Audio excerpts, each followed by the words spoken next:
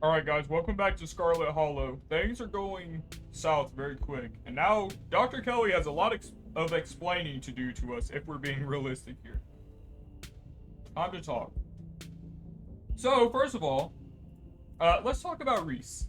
Yeah, I bet you have some questions. Go ahead, I have nothing left to hide.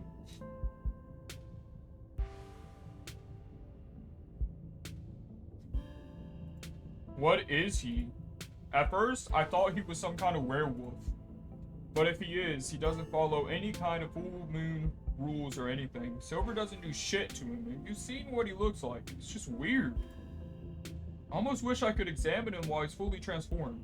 I'd be fascinated to know what happens to him, or how his body does it. But he seems pretty hell-bent on ripping my throat out. So, I guess that'll just have to remain a mystery. Yeah, when did you find out? A little after he hit puberty. He had all the usual changes, then a few extra. Thickened nails, sharp teeth, elfish ears. I figured he might have some sort of genetic disorder. Had him checked out at a few specialists, but there was nothing obviously wrong with him. Then we had an argument, and he changed, right in front of me. It was nothing like he is now, just a couple inches and some facial abnormalities, enough to be noticeable. I was scared, he could see that, and he stopped. I thought it was a one-off, or maybe a hallucination. But the second time, it wasn't as subtle, and it didn't go away as easy. That's when I knew for sure that this was something beyond my realm of expertise.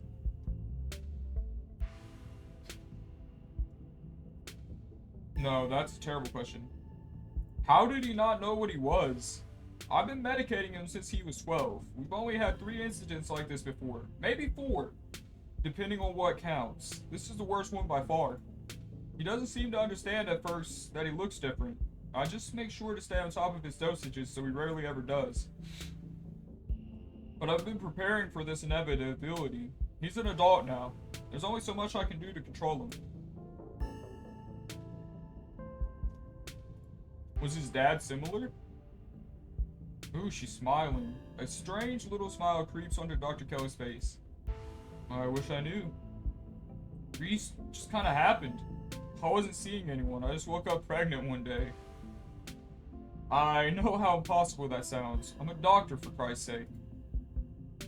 I kept having these weird dreams, almost like sleep paralysis episodes. I mean, that's not that uncommon. People make mistakes. I guess that sounds really fucked up. I didn't mean it like that. Don't take that out of context. I mean, people aren't using proper protection. Romantic sleep paralysis episodes, they were also kind of sweet, but they were just dreams. And then all of a sudden my period stopped, I got morning sickness, and roughly 9 months later, Reese. What the fuck? Never mind. It seems like she has a demon baby now. Reese. Yeah, that's actually a lot different than I thought.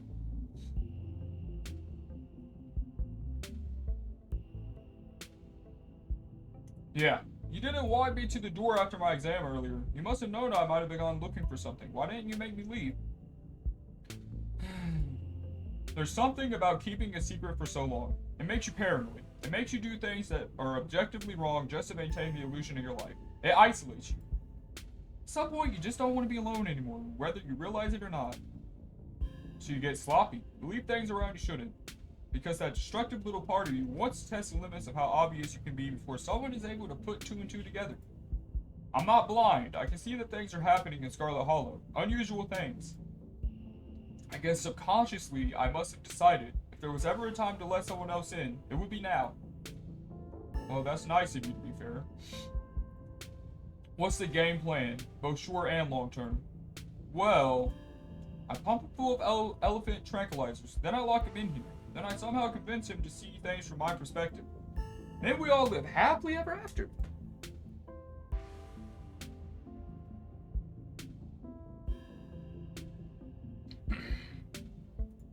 There has to be some sort of other way. It's just gonna make him feel trapped.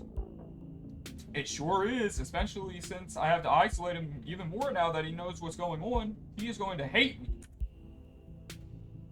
But you gotta work with what you're given. What I've been given is an ethical dilemma where I either let my son kill me, freeing him to go out and kill others, or imprison him for the rest of his life and force feed him poison to keep him controllable.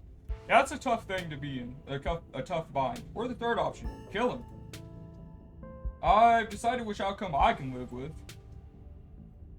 That's tough. Yeah, what is this room? Old X-ray room. Lead walls. After I realized this whole situation was a possibility, I had the door reinforced with special remote-controlled locks. Glad it could finally come in handy. Okay, while we're at it, are there any other secrets that you're hiding? You have it all. You have no idea how relieved I am to finally say all this shit out loud. You're a strong woman, Kelly. You're doing a good job. Doing a great job. You and Dr. Kelly sit in silence and wait for her son to make his way to you. Boop. The sound of distant breaking glass cuts through the silence of the clinic outside the safe room. Shit. This might be game time. Dr. Kelly opens the door. The two of you stare out into the hallway. That doesn't look very good. He's coming. Oh my god. Is this what you were so afraid of? You know what he looks like? The Jersey Devil. Hand over the tranquilizers. This is our shot. Boom. Here, Kelly, take these and tranquilize his ass. Dr. Kelly quickly loads them into her gun, leveling the barrel at her son. Ooh, direct hit. Alex, I thought we were in this together. Not to this extent, brother. Thank God. This is rough, man. Dr. Kelly sighs heavily, staring down at the warped figure of her son. I can drag him to the safe room on my own. I'll meet you at the front when I'm done. That's a bad idea, but hey. You return to the entrance of the clinic. Everything is quiet now. Only streaks of paint where Reese's minions had once roiled out of cracks in the wood. I hope you understand that this needs to stay between us. I don't care how much you feel like you need to share what just happened with other people. The more that people know about this, the more trouble it is for me and for him. I don't need any more well-intentioned escape plans. Excuse me.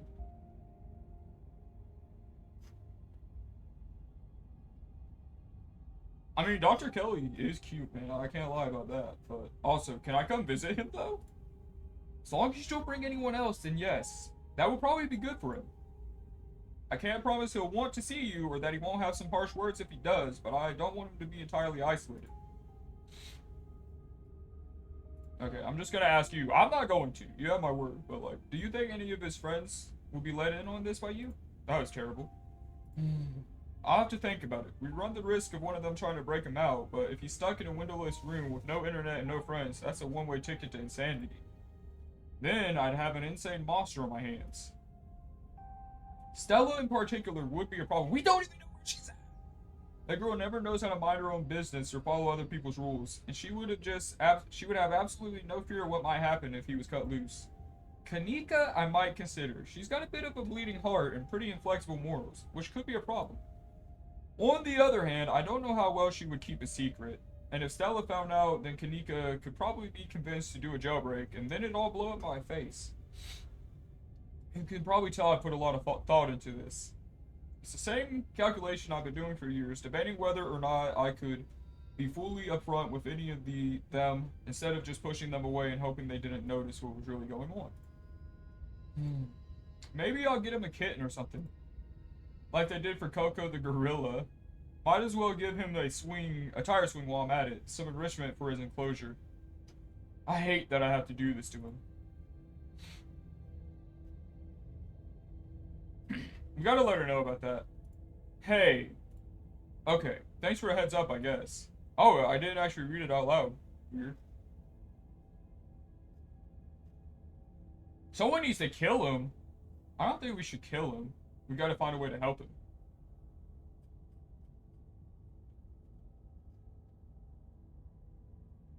Alright, I do feel pretty guilty, though. Join the club. But he was bound to figure it out sooner or later. I'm just glad there was an extra pair of hands around. Could have been a lot worse. As much as I would love to stand around chatting, I have to get back to work. Gotta clean this place up as best I can before tomorrow. I don't know what I feel about Wayne anymore. And you should probably get home. It's dark. I'm sure your cousin is worried about you. You put your arms out for a hug. No offense, but I'm not a hugger. See you later, Alex. Damn, I was just trying to be supportive. She firmly escorts you to the door. Close it behind you. That's fine. Not everyone is. The night is oddly warm compared to the chill of the day. Crickets singing quietly in the sleepy little neighborhood. Everything that happened in the clinic feels almost like a dream. And now that it's over, you realize how little it meshes with your understanding of the world. Let's go home. It's time to go home. But before you can get far, you're interrupted by the sound of panting and the telltale jingling of dog tags. It's the militia. They poured out of the woods to stand before you on the road. You were looking for Gretchen, weren't you? We found her. And her person. They're by the road a little way through the wood. They're both fine, but the human wouldn't leave when we tried to make her, and Gretchen insisted on sticking by her side, so we'll have to take you to them. Yo, let's go! Hopefully you can use your people words to get them to go someplace safe. The woods are crawling with those awful creatures. It's not safe anymore, not even for a human. Oh, what? That's fucked up! What? I would never say that. No, we're going. You are very, very good dogs. Lead the way. Yes, yes, we are good dogs. Hear that, Scraps? I'm not in it for the accolades, Stacy. I just do it to help those who need it. Scraps, you're real OG for that, man. You let the dogs lead you into the wilderness, following on their heels as they take you to Stella's hideaway. We haven't seen you in forever, man. Before long, the trees thin, and you find yourself on a steep hill by a two-lane road, lined on one side by sheer rock. And there, sitting on a log, staring mournfully out at the asphalt, is Stella. And there they are. Keep them safe. Be seeing you, speaker.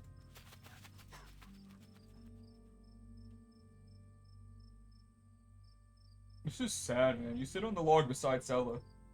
Alex, that ghost really did a number on you. I'm so sorry. This is sad, man. I'm just so happy that you're okay. Yeah. I don't know if I am okay. It's a little better now that you're here, but... Stella faces you. For a moment, desperate eyes trying to force out words. A part of her thought she never would have to say out loud. This is where the accident happened. My parents died on this bend in the road. They were taking me to college. I was lying in the back seat. It had just rained and the sun was finally coming out.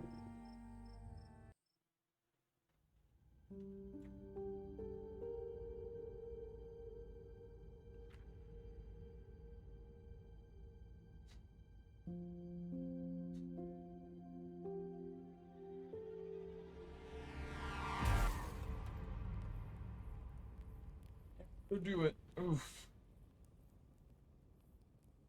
Oh, that's terrible.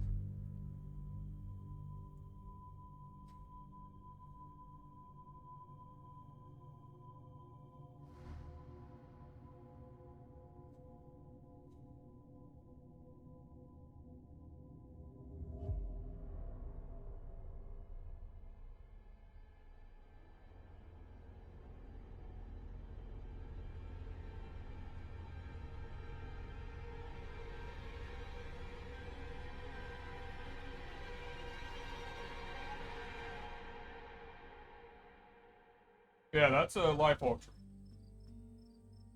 Jeez. Sorry, I know that's probably a bummer to talk about. It was awful. Really messed me up for a while. I think I'm still messed up. There's whole years of my life after the accident that feel like they just never happened. Like every time I try to remember them, it's blank. I have all these videos sitting on my channel that I don't even remember filming. It's scary. At least it hasn't been like that for a while, thank God. I've never talked about this stuff before with anyone.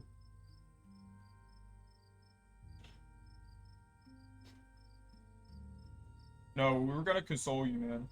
You reach out to her, taking her hand. It's warm against the cool night air, and the skin of her knuckles is soft. She finally tears her gaze from the road, her sad eyes meeting yours, but the hint of a smile creeps up the corners of her mouth. Her dimples begin to crease. Her hand shifts, her calloused palm fitting into yours, her grip tightening. It's strong and comforting. You can tell she feels held, and so do you. The two of you stare out at the road. I think the accident is probably why I got into ghost hunting. I think I just wanted to see them again. I wanted to know whether I even could. I never found anything, so I eventually gave up.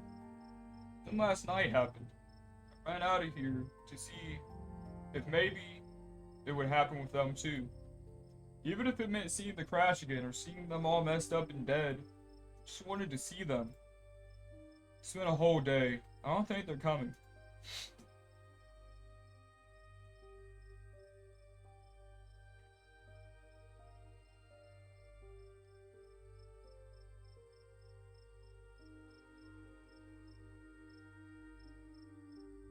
Damn, this is sad, man.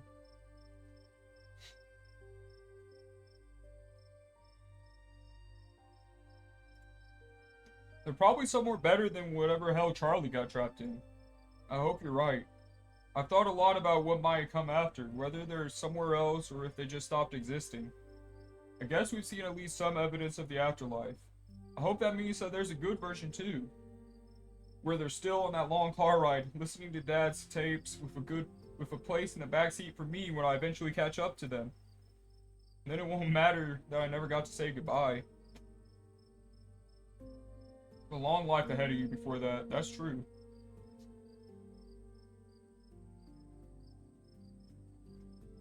Right. You have a long life ahead of you before that. You're right. When all that happened, it felt like the end of the world. Felt like nothing was ever gonna matter again. She straightens up, stretching her neck. Gretchen hops down from her lap. Tags jingling in the quiet night air. I know that stretch. It's the time to go home stretch. Thank the Lord, I'll be sleeping in my own bed tonight. Thank you, Alex, for talking sense into this girl. We should probably head back, right? I haven't slept in a day.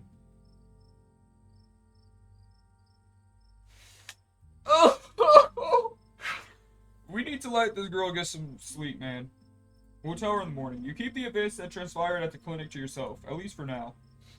I don't suppose I could ask you to walk me home. Hold up. I would love nothing more. You offer her your arm. She smiles, slipping hers into the crook of your elbow. She pulls you closer until the skin of your forearm brushes against her side. It's about time. Let's not waste another second sitting out in the middle of nowhere. Thank God we're going home. And this is me. Do you want to come in? Tip. Dialogue options marked romance will start a romance arc with the character you're talking to and will walk you out of romance arcs with other characters. My guy. Oh, there's a lot of them too. You know, I was hoping you'd ask. I'd love to. Wow, that's sweet, man. Stella ushers you inside, a barely contained grin threatening to split into an excited smile. Let me just go take a quick shower. I've been sitting outside for a day. I need some soap. It'll just take a minute. Then we can get cozy. Oh man, I would kill for a shower. Stella laughs. Yeah, I'm sure you built up quite a lot of grime today. It's all yours when I'm done. Hell yeah. She hurries off, leaving you and Gretchen in the living room. Finally, I've been reunited with my bed. Oh, she's so cute. Look at her. Gretchen hops into the massive pillow that serves as her dog bed, curling up and sighing a heavy dog sigh of relief. I can catch up on my beauty sleep.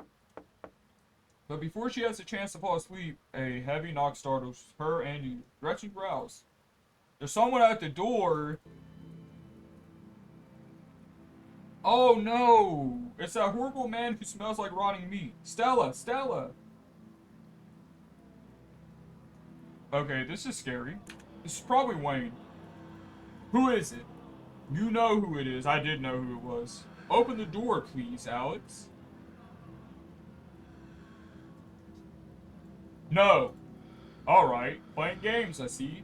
Fine, you can have your fun tonight, but you should consider returning to the estate tomorrow. Tabitha won't be around. Forbidden places won't be forbidden without her around to stop you. You might be surprised at what you find. Gretchen's growls escalate into barks. Intruder! Monster! Feed! Oh, Stella, come quickly. There's some disgusting smelling man trying to threaten us. Calm down, Gretchen. Were you just talking to someone, Alex? Nah, just Gretchen. I'm not gonna lie. I'll just be honest. Wayne stopped by. He's still following you? Are you sure we're safe?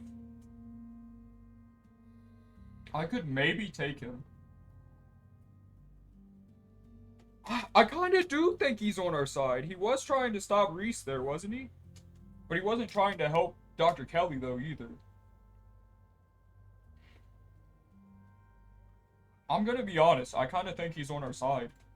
You think so? I guess that's good. I still don't love the thought of him stopping by unannounced at odd hours in the night, though. I know, right? But you'll let us know if he tries anything, right, Gretchen? I'll tear out the throat of anyone who dares break in to hurt my precious Stella. They've been down to within biting heights, that is. But I can always tear at their ankles until they have no choice. Gretchen snarls, yapping fiercely. Look at Stella. She said, "That's my good dog." That's right, Gretchen. You're the most vicious little geriatric pug there is. You know, the thought of your creepy stalker, whether he's on our side or not, makes me feel a lot better about having you around tonight. It would be nice to have somebody next to me if I get scared in the middle of the night. Speaking of, I'm exhausted. Let's turn in. Oh, right. But you said you wanted to shower. Sorry. Head's a little fuzzy from staying up the past day. There's fresh towels in the bathroom and I've got some extra bathrobes. I can put your clothes through the wash so they'll be extra clean and fresh in the morning. Okay, bet. It somehow feels like the longest and shortest shower you've ever taken. Too tired to think. Too tired to process the flow of time. Stella sits outside the bathroom door and makes quiet and comfortable small talk with you. And then you're done. You dry off and step into one of her extra robes. So, are you coming in? What if I give you the option to say no? You can just run away. That'd be so funny. You walk by Stella and into her bedroom. She gently closes the door behind you. Sorry I didn't clean up beforehand. You could think of it as getting the authentic Stella experience. She slips past you and lies on her bed, dressed in an oversized t-shirt. You are quick to follow.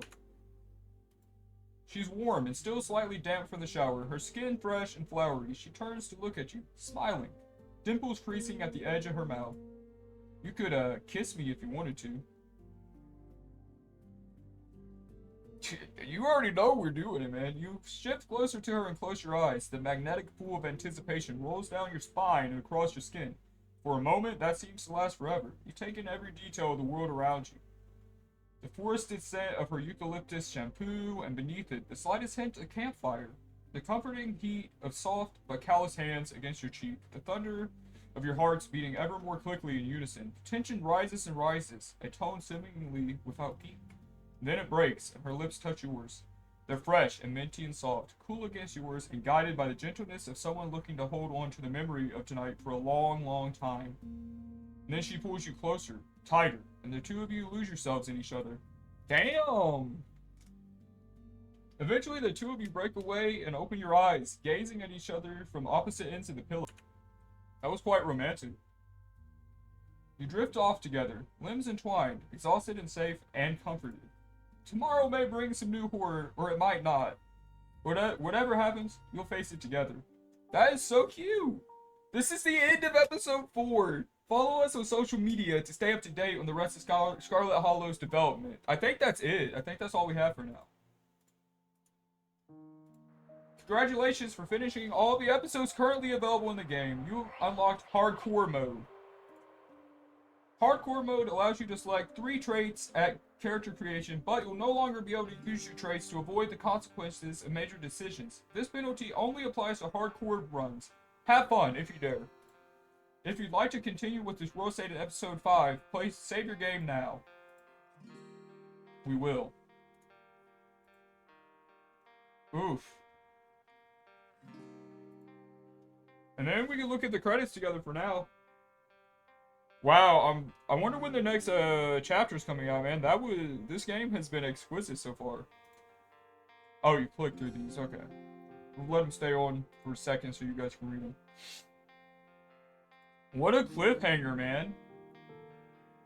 We finally found Stella, though. I am very sad that there's not more of the game out right now, though.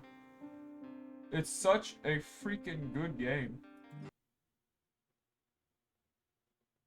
But yeah, I guess that's gonna do it for Scarlet Hollow for now. I'm gonna be staying up to date for when the next one comes out. I'm actually in their Discord server, so that's nice. Maybe we'll start hardcore mode and we'll do some different stuff. Maybe try to romance someone else or like be an asshole. I don't know. I can't be an asshole, dude. These characters are too likable.